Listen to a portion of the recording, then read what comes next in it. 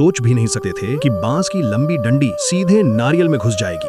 भागने का कोई रास्ता नहीं बचा था। तभी कियान भाई के दिमाग में एक शानदार आइडिया आया। उसने तुरंत बांस को जोर जोर से हिलाना शुरू किया और उस पर लगे नारियल को आदिवासियों की तरफ जोर से फेंक दिया। लेकिन इस हरकत से सामने वाले और भी ज्यादा गुस्सा हो गए।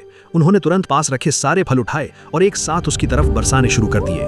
सिर्फ कुछ ही सेकंड में कियांग भाई के पीछे की बांस की डंडी एक विशाल फलों से लदी नाव बन गई। अब जब हर हाल में मरना ही था तो उसने सोचा क्यों ना एक आखिरी कोशिश की जाए। वो सावधानी से दौड़ते हुए चट्टान की तरफ गया, बांस का एक सिरा जमीन में गाड़ा और उसकी मदद से एकदम परफेक्ट पोल वॉल्ट, और वो चट्टान के दूसरी तरफ पहुंच गया।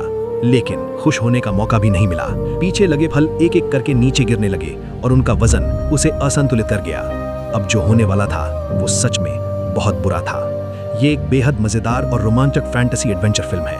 अगर आपको इस तरह की फिल्में पसंद हैं तो इसे बिल्कुल मिस मत करना।